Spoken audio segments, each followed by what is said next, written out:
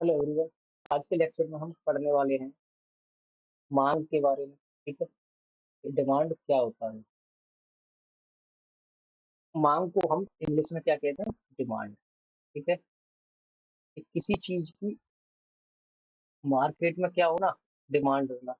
इसके द्वारा होगी वो ग्राहकों के द्वारा होगी। ठीक है, हम इसकी डेफिनेशन से पढ़ते हैं। हम इसमें क्या क्या पढ़ेंगे, देखो।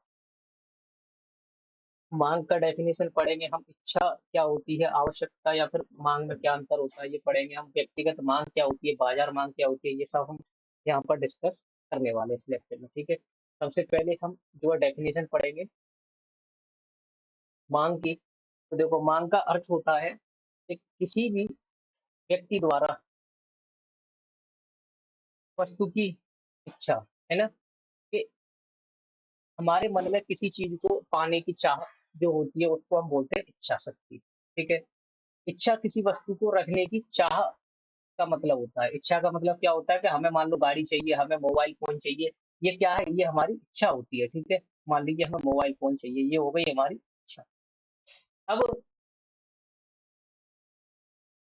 इसके बाद यह वस्तु के प्रति उत्कंठा हुई है, मतलब केवल वस्तु को चाहने की या फिर हमें वस्तु को प्राप्त करने की एक मन में जिज्ञासा जो होती है, उसी को हम जो है इच्छा कहते हैं। अतः कोई भी किसी भी वस्तु की इच्छा कर सकता है। अब मान लीजिए आपकी पॉकेट में पैसा है या नहीं है, उस बात से मतलब नहीं है। आप चाहे तो 1 लाख रुपए का मोबाइल फोन खरीदने की इच्छा रखें, या फिर आप जो है एक महंगी से महंगी कार खरीदने की इच्छा रख सकते हैं, है ना। चाहे उसको आप प्राप्त कर पाए ना कर पाए, उस बात से फर्क नहीं पड़ता। भले ही वो वस्तु वास्तव में उपलब्ध है या नहीं है, ये इससे भी फर्क नहीं पड़ता कि मार्केट में वो अवेलेबल है या नहीं है। ठीक है, इच्छा मात्र का मतलब तो इतना ही है कि किसी वस्तु को प्राप्त करने की अपने मन में जिज्ञासा उत्पन्न होना। ठीक है, हम आवश्यकता की बात करें तो आवश्यकता का मतलब होता है जिसे जिससे हमारी इच्छा जो है पूरी होती है ना। जिसको खर्च करने के लिए हमारे पास क्या हो, साधन हो। और साधनों की इच्छा पूर्ति हेतु व्यय करने के लिए हम क्या हो, तैयार हो। मान लीजिए आप एक 5,000 का मोबाइल फोन परचेज करने की इच्छा है आपके अंदर। ठीक है, तो वो तो हो गई आपकी इच्छा। ये क्या है आपकी? ये है आपकी इच्छा। ठीक है, अब आपकी पॉकेट में ये 5,000 रुपए है भी। ठीक है, और आप खर्च करने के लिए क्या हो, तैयार भी हो आप खर्च करने के लिए। तब हम कह सकते हैं कि ये आपकी आवश्यकता भी है।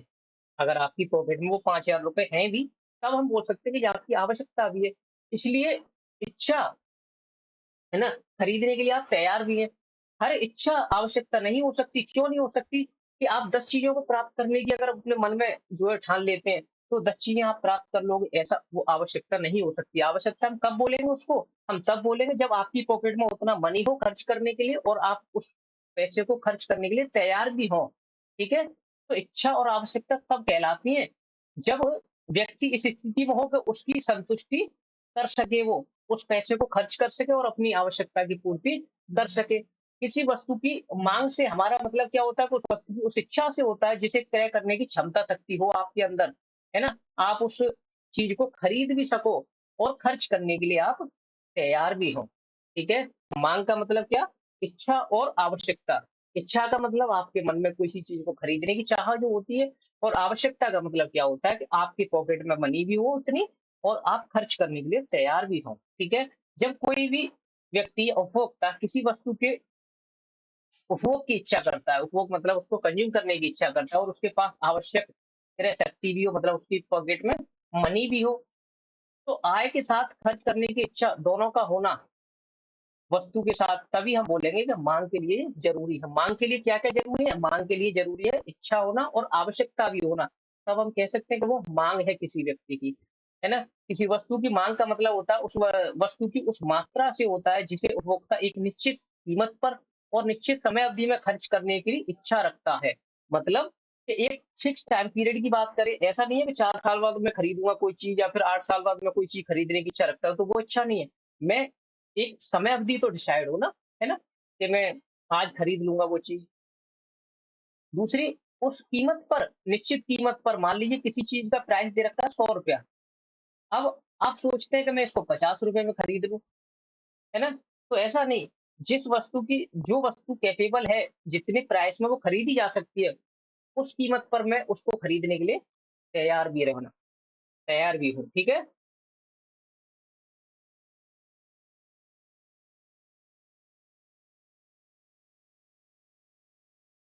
अब जो है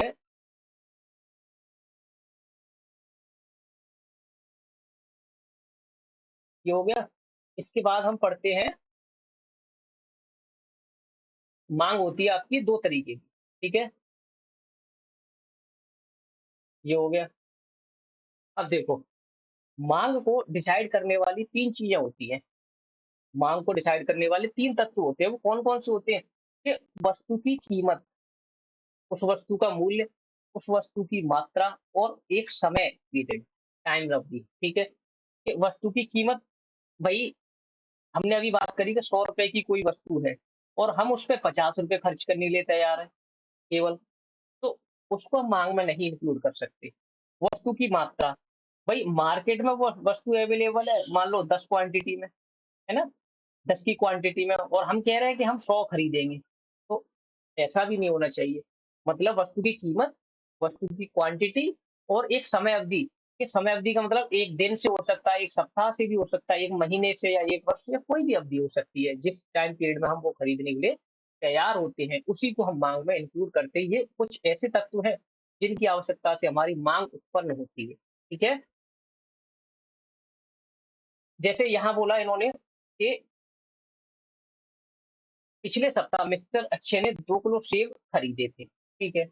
मिक्सर मिस्टर अच्छे ने ₹60 प्रति किलो कीमत पर 2 किलो ग्राम सेब खरीदे, या फिर पिछले सप्ताह मिस्टर अच्छे ने ₹60 प्रति किलो भाव के हिसाब से 2 किलो सेब खरीदे। तो माँग के संदर्भ में पहले 2 कथन तो अपूर्ण हैं। क्यों अपूर्ण हैं?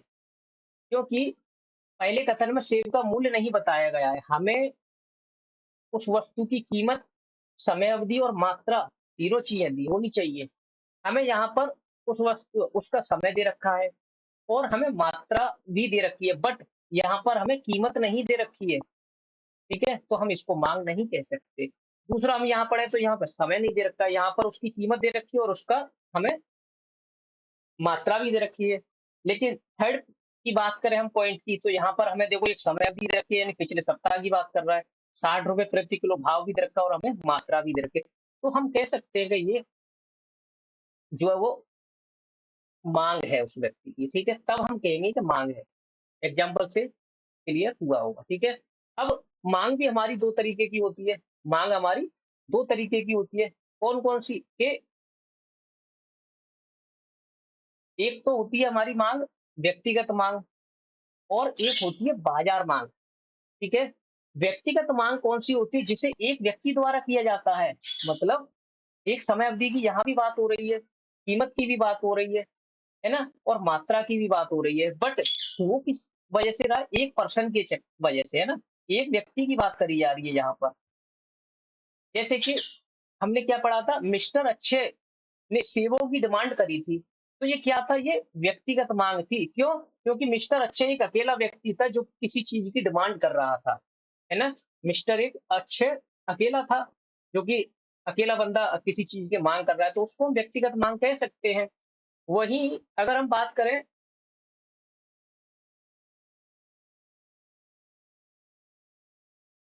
और आगे बढ़ते हैं, ठीक है? किंतु बाज़ार में सेब का एकमात्र क्रेता मिस्टर अच्छे ही नहीं होता है। भई अब देखो, मान लो मार्केट में एप्पल्स की बात कर रहे हैं हम, है ना? एप्पल की बात कर रहे हैं। अब क्या एक अकेला अच्छे ही है जो कि इनको खरीदेगा? हैं? ऐसा तो पॉसिबल है ही नहीं। कई सारे क्रेता हो सकते हैं मार्केट में। तो लेकिन जब हम अच्छे को लेके चल रहे थे तो वो हमारी कौन-सी थी? वो हमारी व्यक्तिगत माँग थी। वो हमारी व्यक्तिगत माँग के अंतर्गत कवर किया जा रहा था। वहीं मैं बात करूँ मिस्टर अच्छे के अलावा, अब यहाँ तो हम केवल कल्पना करके चल रहे थे कि मिस्टर अच्छे खरीदने वाला है ना? तो वो तो व्यक्तिगत माँग हो गई। लेकिन मिस्टर अच्छे के अलावा और भी बंदे हो सकते हैं, रोहित है, ऋतिक है, अजय है ना? और भी व्यक्ति हो सकते हैं। तो जब हम इन सभी लोगों की बात कर रहे हैं, मतलब एक से ज़्यादा व्यक्तियों की जब हम बात करेंगे, तो उनको क्या कहेंगे हम? उनको हम कहेंगे बाज़ार माँग, ठीक है? उनको हम बाजार मांग बोलेंगे। जब एक से ज़्यादा व्यक्तियों द्वारा किसी चीज़ की माँग करी जाती है। और क्या कह रहा है यहाँ पर हम पढ़ते हैं बाजार माँग का मतलब मार्केट डिमांड जिसको हम कहते हैं। तो हम कहते हैं मार्केट डिमांड, ठीक है? कि एक समय अवधि में कीमत भी होनी चाहिए उसकी, और उसकी जो है सभी क्रेताओं की सेब की माँग को हम अगर जोड़ देते हैं, तो उसको हम बाज़ार माँग कहेंगे। मतलब हम रोहित की माँग को भी जोड़ लें, हम ऋतिक की माँग को भी जोड़ लें, हम अक्षय की और अजय सबकी माँग को जोड़ लें, तो हम कह सकते हैं कि ये क्या है? ये बाज़ार माँग है। डिफरेंस क्लियर है?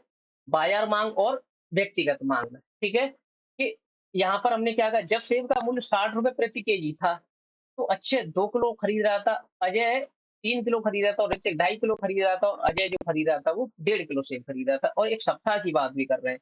तो इन सबको जब हम जोड़ लेते हैं, तो 9 किलो सेब हो गए। ये क्या है? ये हमारी बाज़ार माँग हो गई, ये हमारी मार्केट डिमांड हो गई, ठीक है? बात क्लियर?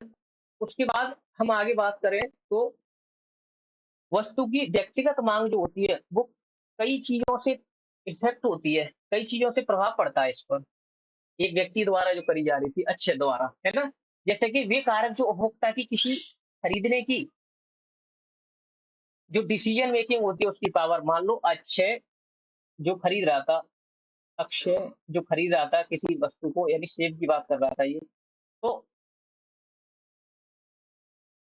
अब इसके खरीदने के निर्णय किस-किस चीज़ से प्रभावित हो सकते हैं, उन चीज़ों की बात हो रही है कि वस्तु की कीमत घटेगी, बढ़ेगी, तो वो खरीदने की मात्रा में फ़र्क आएगा उसकी में। तो जहाँ पर वो मान लो ₹10 प्रति केजी खरीद रहा था, 5 केजी, ठीक है? ₹10 प्रति केजी के हिसाब से। अब अगर इसकी कीमत मान लीजिए 10 से क्या हो जाती है, 15 हो जाती है, तो वो यहाँ पर 5 ना खरीद के वो इसको क्वांटिटी को गिरा भी सकता है, 3 केजी कर सकता है, या फिर बढ़ गई है, ठीक है? यानी ये बढ़ी। अब अगर मान लो बढ़ने की जगह गिर जाए, ₹5 प्रति केजी हो जाए, तो वो यहाँ पर 5 की जगह 10 केजी भी खरीद सकता है ना? तो ये चीज़ें भी फ़र्क डालती है, किसी वस्तु की कीमत जो है किसी भी उपभोक्ता की माँग पर फ़र्क डालती है। वही संबंधित वस्तु की कीमत भी फ़र्क डालती है। मान लीजिए यहाँ पर तो सेब की बात हो रही थी। सेब जैसा कोई और मार्केट में वस्तु आ जाए, है ना? तो उसकी कीमत में परिवर्तन से भी फ़र्क पड़ेगा, कि यहाँ पर एप्पल की बात हो रही थी। एप्पल अगर हम केजी के हिसाब से बात कर रहे थे, तो हमने एग्ज़ाम्पल ली थी ₹10 प्रति केजी की, है ना? पर केजी की एग्ज़ाम्पल ली थी हमने। लेकिन वहीं ये तो एप्पल के केस में चल रही थी बात। एप्पल जैसी कोई और चीज़ हम यहाँ पर ले सकते हैं, जैसे कि यहाँ पर ऑरेंज ले लीजिए चलो, है ना? सेम तो नहीं है बट डिफरेंस है, हम एक एग्ज़ाम्पल के तौर पे आपको समझा रहे हैं कि ऑरेंज की कीमत मान लो यहाँ पर इस समय थी 20, है ना? फॉर एग्ज़ाम्पल 20 पर केजी थी। तो यहाँ पर क्या खरीद रहे थे हम? यहाँ पर एप्पल खरीद रहे थे उस समय। लेकिन अगर ऑरेंज की कीमत में बदलाव होता है, तो हम क्या करें? हमारे दिमाग में ये सवाल भी उत्पन्न होगा कि हम एप्पल ना खरीद के सेब खरीद लेते हैं। अगर एप्पल ना खरीद के हम ऑरेंज खरीद लेते हैं, है ना? अगर चेंज होता है तो। एक एग्ज़ाम्पल और हम यहाँ पे ले सकते हैं, जैसे कि हम यहाँ पर इसकी जगह पर एक एग्ज़ाम्पल ले सकते हैं उसका, अ, यहाँ पर चाय का ले सकते हैं और यहाँ पर कॉफ़ी का ले सकते हैं, ठीक है? कॉफ़ी का ले सकते हैं। चाय ₹5 की बिकती थी, कॉफ़ी बिक रही है मान लो ₹4 की। अगर मैं चाय की डिमांड कर रहा था, बट कॉफ़ी की कीमत कितनी थी उस समय? 4 थी। चाय की कीमत 5 है, कॉफ़ी की कीमत 4 से क्या हो जाती है, 3 हो जाती है, तो मैं क्या करूँगा, फटाक से चाय की जगह कॉफ़ी भी पी के काम चला सकता हूँ, है ना? लेकिन वहीं कॉफ़ी की कीमत कितनी थी, यहाँ पर गिर गई है। अब कॉफ़ी की कीमत, अगर मैं कॉफ़ी पे पहले चल रहा था और कॉफ़ी की कीमत अगर बढ़ जाए, मान लो मैं चाय 5 से 7 की हो जाएगी, तो भी अगर कॉफ़ी की कीमत ना गिरे, फिर भी मैं चाय ₹4 की जो है कॉफ़ी पी से काम चला सकता हूँ पी के, है ना? तो संबंधित वस्तु का मतलब तो यही है, चाय और कॉफ़ी, मतलब कॉफ़ी के प्राइस में अगर चेंज हुआ, तो मैं चाय की जगह कॉफ़ी पे आ सकता हूँ, है ना? घटेगा-बढ़ेगा मूल्य तो। वहीं आपकी इनकम भी फ़र्क डालती है, कि आप जहाँ पर 10,000 पर मंथ का कमा रहे थे, है ना? 10,000 प्रति महीने कमा रहे थे, तो आप कुछ मान लो मार्केट में जो भी आपकी डिमांड थी, 10 की जगह आप अगर 20,000 कमाने लगे प्रति महीने का, तो आपकी डिमांड चेंज हो जाएगी इससे भी। फोर्थ क्या है? क्रेता की अभिरुचि और वरीयताएँ, कि आपकी प्रेफ़रेंसेस चेंज हो जाती हैं। आपकी जो खरीदने की वरीयताएँ थी कि मैं इस चीज़ को खरीदूँगा, इस चीज़ को खरीदूँगा, अब आप उनसे शिफ्ट होके किसी दूसरी चीज़ पे शिफ्ट हो जाते हैं। तो भी आपकी जो माँग है वो प्रभावित होगी, ठीक है? एक-एक करके समझते हैं हम। वस्तु की कीमत का मतलब क्या था? हमने पहले ही बात कर ली थी कि आप उस वस्तु को अधिक मात्रा में क्रय करते हैं। जब किसी वस्तु की कीमत कम है, तो आप उसको ज़्यादा खरीदेंगे, आप अधिक मात्रा में खरीदेंगे उसको। लेकिन वहीं अगर उसकी कीमत क्या हो जाती है? बढ़ जाती है, तो कम मात्रा खरीद रहे हैं, है ना? यानी कि कीमत कम है, तो हम ज़्यादा खरीद रहे हैं और कीमत अगर बढ़ गई, तो हम कम खरीद पाएँगे उस चीज़ को। और अन्य बातें समान रहे। किस चीज़ की बात हो रही है केवल? केवल कीमत के चेंज होने की बात हो रही है और किसी चीज़ में चेंज नहीं हो रहा। आपकी इनकम चेंज नहीं हो रही है, आपकी जो वरीयताएँ थी वो भी चेंज नहीं हो रही, ठीक है? तो वस्तु की कीमत तो ये है कि वस्तु की कीमत घटेगी तो ज़्यादा खरीद लेंगे और बढ़ गई तो कम खरीद के काम चला लेंगे। ये होता है वस्तु की कीमत का। लेकिन अन्य बातें समान रहे। अन्य बातों का मतलब क्या था कि आपकी इनकम चेंज ना हो, आपकी प्रेफ़रेंसेस वरीयताएँ चेंज ना हो, है ना? वो सारी चीज़ें। उसके बाद हम नेक्स्ट देखते हैं इसको, यहीं पर थे अभी तो हम, है ना?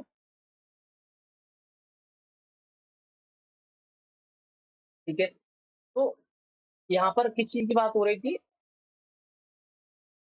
वस्तु की कीमत की।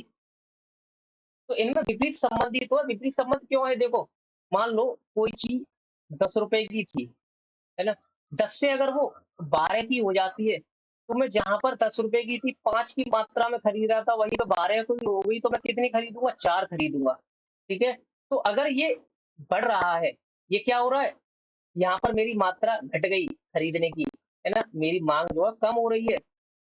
कब? इसको थोड़ा-सा, हाँ, ठीक है, ये ऐसे ही, है ना? अब कब बढ़ रही है? देखो, ये क्या हुआ? ये बढ़ी, तो ये क्या हुई है? ये 5 से 4 हो गई, यानी कि ये गिर गई। मेरी माँग गिर गई, किससे? कीमत बढ़ने से। कीमत बढ़ने से मेरी माँग गिर गई, तो ये विपरीत संबंध हो गया, है ना? तो कीमत अगर मान लो बढ़ने की जगह गिर जाए, अब ₹10 कीमत से क्या हो जाए? ₹8 हो जाए किसी चीज़ की कीमत।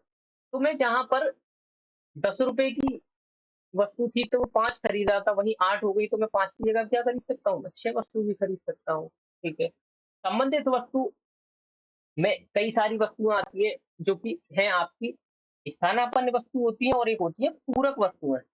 स्थानापन्न वस्तु का मतलब होता है कार और पेट्रोल, ठीक है? और पूरक वस्तुएँ क्या होती है? सॉरी, ये उल्टा हो गया है ना? ये कार पूरक वस्तुएँ आपकी ये होती है। 1 मिनट, इसको ऐसे करते हैं, ठीक है? ये आपकी कार और पेट्रोल पूरक वस्तु है। स्थानापन्न वस्तु हमने जो अभी बात करी थी, चाय और कॉफ़ी की बात करी थी, ठीक है? चाय और कॉफ़ी की जो हम बात कर रहे थे, ये स्थानापन्न वस्तु होती है आपकी। तो एक की जगह दूसरी को हम स्थान दे सकते हैं। हम बात करें यहाँ पर स्थानापन्न वस्तु की, तो स्थानापन्न वस्तु कौन-सी थी? चाय और कॉफ़ी। ये स्थानापन्न वस्तु की कीमत बढ़ जाने पर वस्तु की माँग क्या हो जाती है? बढ़ जाती है। सपोज़ करिए आप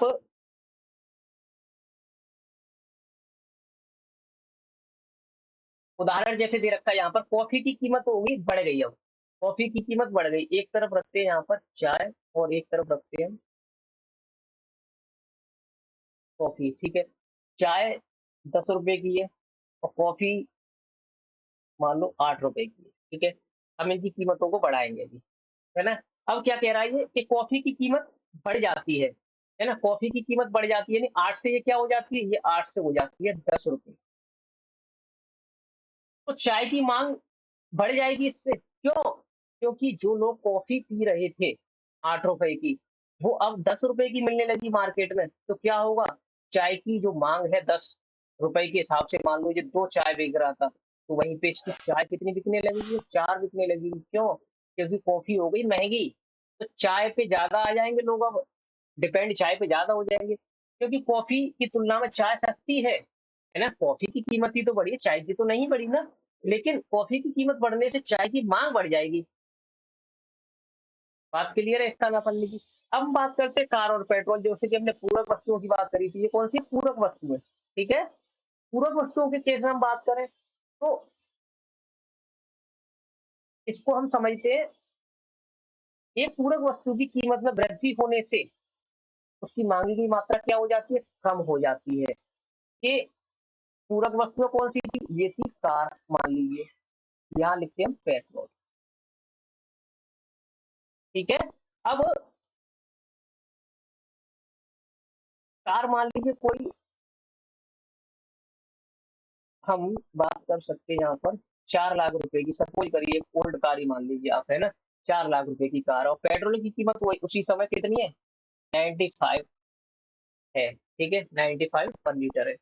अब अगर इनमें से इनमें से किसी एक चीज की जो कीमत है वो बढ़ जाए, इनमें से किसी एक चीज की कीमत में बढ़ जाए, है ना, तो क्या होगा, दूसरी चीज की जो डिमांड है वो अपने आप गिर जाएगी। जैसे कि मैं बात करूं अगर यहीं पे पेट्रोल की, तो पेट्रोल की कीमतें अगर 95 रुपए पर लीटर है, और यहाँ पर कार की जो मांग है वो 4 लाख रुपए की एक कार आ रही थी, है ना। तो यहाँ पर कार हमारी बिक रही थी इस समय, 5 कार बिक रही थी। सपोज करिए एक महीने में 5 कार बिक रही थी, तो कीमत कितनी थी पेट्रोल की, 95 रुपए थी। वही कीमत 95 रुपए से क्या हो जाए, पेट्रोल की कीमत हो जाए 120 रुपए पर लीटर हो जाए, है ना। पेट्रोल की कीमत है, तो क्या हुआ, जहां पर आप 5 कारें बेच रहे थे वहां पर अब कम लोग खरीदेंगे, क्यों, क्योंकि उनके मन में ये डाउट रहेगा कि भाई पेट्रोल महंगा है, अब हम कार नहीं खरीद रहे, बाद में खरीद लेंगे जब सस्ता होगा तब, है ना। तो क्या हो रहा है यहाँ पर, एक वस्तु की कीमत में बढ़ोतरी होने से दूसरी की चीज की मांग जो है वो अपने आप क्या हो रही है, गिर रही है ना, गिर रही है। इनको बोलते हैं पूरक वस्तु। जैसे पेट्रोल की कीमत गिरने से कार बढ़ जाएगी, वहीं अगर हम बात करें, चलो हम 95 रुपए की बात कर रहे थे, 95 से 120 हुई पेट्रोल की कीमत, तो कार की जो डिमांड थी 5 से क्या रह गई, मान लो 4 रह गई। वहीं अगर 95 से ये क्या हो जाए, कीमतें 95 से 60 रुपए प्रति लीटर हो जाए पेट्रोल, तो क्या सोचेंगे हम ये सोचेंगे कि भाई अब तो पेट्रोल सस्ता है, हम 5 कार जहां बेच रहे थे वहां पर अब 7 कार भी बेच सकते हैं, क्यों, क्योंकि कीमतें कम हो गई पेट्रोल की, लोग ज्यादा खरीदेंगे। तो सीधा सा मतलब है कि पेट्रोल की कीमत बढ़ गई तो कार की जो मांग है वो अपने आप गिर जाएगी। वहीं पेट्रोल की कीमत अगर घट जाती है तो कार की मांग ज्यादा हो जाती है। ठीक है, उसके बाद क्या है, क्रेता की इनकम। अब ये तो मैंने पहले ही बता दिया आपको कि आप अगर जहाँ 10,000 रुपया महीने का कमा रहे थे, तो वहां पर कोई चीजें खरीद रहे होंगे, मान लो कुछ भी वस्तुएं खरीद रहे हो, वही 10 से आप इनकम आपकी बढ़ जाए, मान लो 20,000 प्रति महीने का कमाने लगे, तो आप क्या करेंगे फिर, अब आपकी मांग में परिवर्तन आएगा, आपकी मांग में परिवर्तन आएगा बिल्कुल। कि वस्तु की मांग का प्रभाव वस्तु की प्रकृति पर भी निर्भर होता है। जैसे फुल क्रीम दूध, बासमती चावल की गुणवत्ता हो गई, जब क्रेता की इनकम बढ़ जाती है तो क्या होता है, क्वालिटी की चीजें ज्यादा खरीदता है, अच्छी अच्छी क्वालिटी पे हम जो है वो शिफ्ट हो जाते हैं, फिर हम घटिया किस्म की वस्तुएं क्यों खरीदेंगे भी, हम अच्छी अच्छी कीमतों की वस्तुएं खरीदेंगे, है ना। हम अच्छी कीमतों की वस्तुएं खरीदेंगे, तो वस्तु की मांग क्या हो जाती है, बढ़ जाती है, किस चीज से, अगर आपकी आय क्या हो जाए, आय आपकी बढ़ जाए तब। ठीक है, वहीं आपकी अगर इनकम मान लो कम हो गई, आपकी इनकम अगर कम हो गई तो आप भाई मांग की मात्रा को घटा देंगे, है ना। जहाँ 10,000 कमा रहे थे वह 5,000 रह जाती है आपकी इनकम, तो भाई कम खरीद के भी काम चला सकते हैं आप। ये तो थी आपकी इनकम पे डिपेंड। ठीक है, फोर्थ क्या है, आपकी अभिरुचि और वरीयता है कि आप पसंद और नापसंद की बात भी कर सकते हैं। आपको कोई चीज अगर पसंद है, फैशन का दौर चल रहा है, तो फैशन के दौर में तो भाई सीधी सी बात है कि मांग हमारी बढ़ जाती है, वहीं फैशन का दौर गिर जाता है, या किसी मान लो फैशन से कोई चीज निकल जाती है तो उसकी मांग क्या हो जाती है, फिर गिर जाती है, सिंपल सा मतलब है इसका, है ना। यहाँ से हम जो है इसके नेक्स्ट लेक्चर में पढ़ेंगे, ठीक है, क्योंकि लेक्चर ज्यादा बड़ा हो जाएगा तो आपको समझने में फिर दिक्कत होगी। आशा करते हैं लेक्चर आपको अच्छा लगा होगा। Thank you so much.